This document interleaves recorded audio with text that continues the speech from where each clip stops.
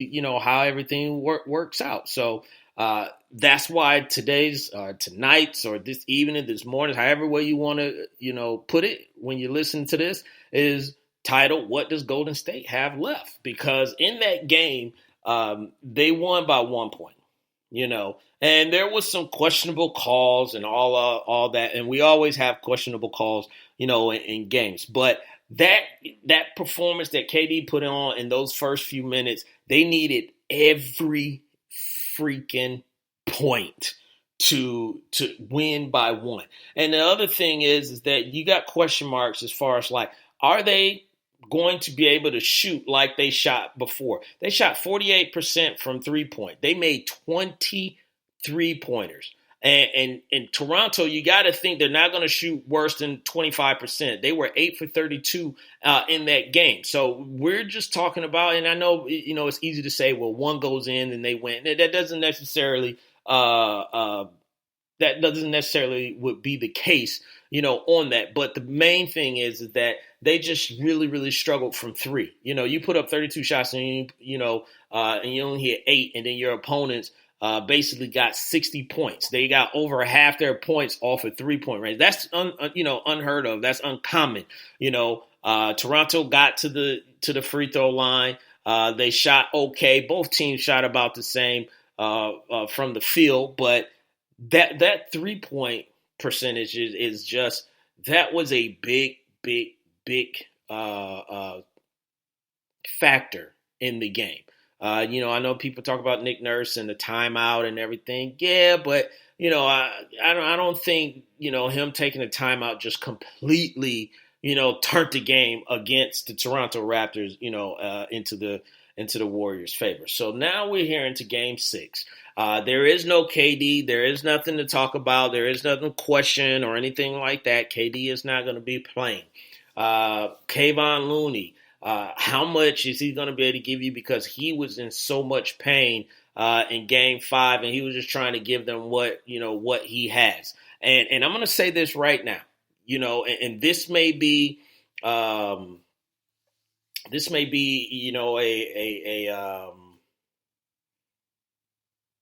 setup for disaster, but you may have to try it. I'm thinking Clay, Steph, Dre, and probably Iggy. They are probably going to have to play 40-plus minutes, 44, 45, maybe minutes in this game. They are probably not going to be able to get that much rest if they have a shot in winning this game and forcing a Game 7. So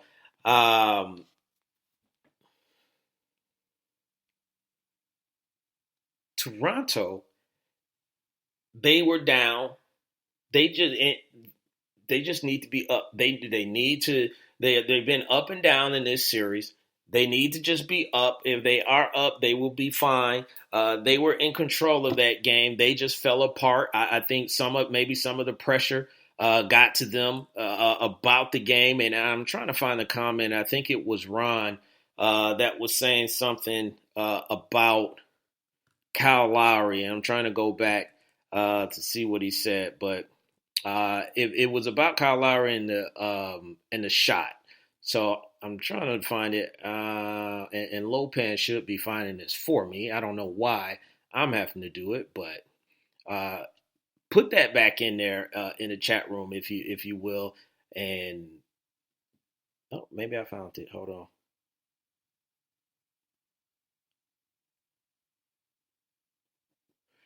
Ron was talking about Lowry and his 3-pointer, and one of the things that he did say, he said the last second he should have ran the paint for the 2, and he said Lowry rushes every one of his threes. Well, I guess here's the thing about it, Ron. Looking at that last play, there are some things that Kyle could have did differently, and I know one reporter asked Kawhi, basically, why did he pass the ball? And it was obvious. They were trying to trap him. You saw Iggy, dart out to him to get the ball out of his hand. And that's exactly what happened. What Kawhi should have done is tried to press the issue as if he was going to go to the basket so they could use that last foul, because that's what I thought Iggy was coming out there for was to commit the foul because they had a foul to give. He swung it to Van Fleet, which is still not, a bad thing. Van Fleet swung it to Cal, and it was a corner shot. Now, the three-pointer in the corner is the shortest shot as far as like behind the three-point line. And that is one of the easier shots to make if you're going to shoot, a three-pointer. So, yes, he could have stepped in, but, Draymond was charging, out there after him. We don't know what would have happened. He could have lost control of the ball or anything. I don't have a problem with the shot. It just didn't go in. But back to Game 6 on this. And I was talking about Toronto. So Toronto, they just gotta put together one good quality game. They do that, they'll be all right. They can't have the laps, they can't have the mishaps.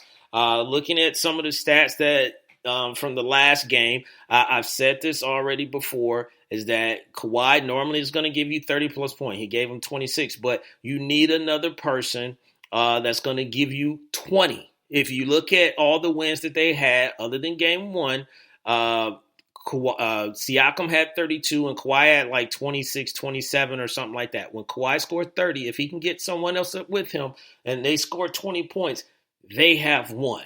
So that's the first thing. You want to have high double digits, for Kawhi and your next guy. They're going to play defense, and then you just really got to exploit. And even Toronto may have to do this. They may have to change it up a little bit, as far as like when Steve Kerr put out that second team. Yes, you want to give your guys rest, but you might be able to take advantage of that second team being out there and get up on them early in the game or just go on a nice little run for the Toronto Raptors. So they're going to change it up. Nick Nurse is not a coach. I don't think he's scared of the moment or anything like that. He will make the necessary adjustments. This game, again, I'm going to stick with my pick. I said the Warriors in 6, but obviously that's not possible. So I'm going to say the Warriors in 7.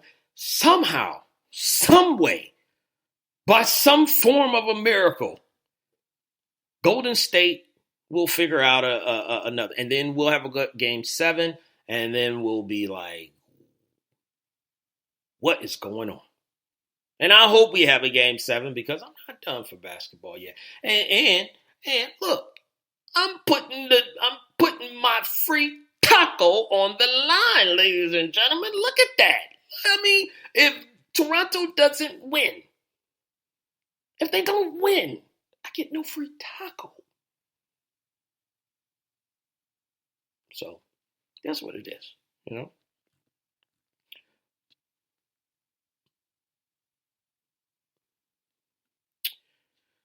What else we got here? We talked about Game 6.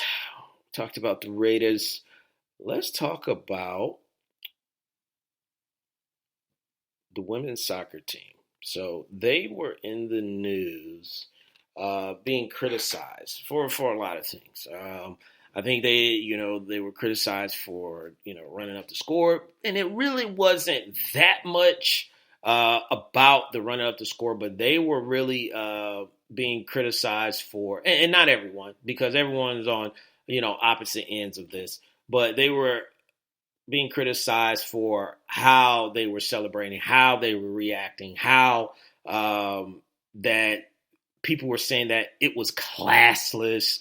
They were talking about the veterans should be behaving better. We understand that, some of the new players on the team had never had a goal. So you kind of understand in the World Cup, that they want to, score. And if they score, you kind of give them a pass and all this stuff. So, and I really thought about this, and where I was, I at first I was thinking, yeah, you do kind of got to act like you've been there, and all this. But, and then one of the things that the ladies pointed out that I thought was, very interesting too, is that they were saying, if this was men doing this, no one would have a problem. And I'm like, I think they make a good point on that. Now I'm going to tell you why I think they made a good point bringing that up. But I'm sitting here and I'm like, hmm, hmm, is it really classless? Is it really, just like that bad? I mean, it was bad because they was giving, Thailand the business. But I didn't see anybody like celebrating in one of the opponent's face. Uh, could it have been over celebrating? Yeah, you could say that. Then, people were just saying, once when you got to the ninth goal, you really didn't need to be celebrating like that. Here's how I look at it. I look at it as it is normally, because we all know it is very hard to score in a soccer game. Soccer games are not double digit games. Normally you get, a lot of times you get ties, but you get 1, 2, 3 points, 3 goals, probably at the most. So though to get 13, that was just out of the stratosphere. And I just think with those, if you take 3 goals, you just got basically 4 games in one, and I think people are being a little too rough on them.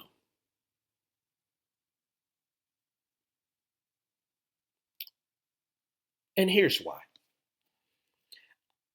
The first thing I'm going to, go back, and like I said, they were talking about the men. And I'm going to use the men as an example. Here at the Wait a Minute Show, we are fair. We are not biased or anything on here. We are fair. We are honest. And if we're wrong, we admit that we're wrong. But we don't play any favorites. Indeed. That's right. So if you go back, look at the 1992 NBA Dream Team that we sent to Barcelona.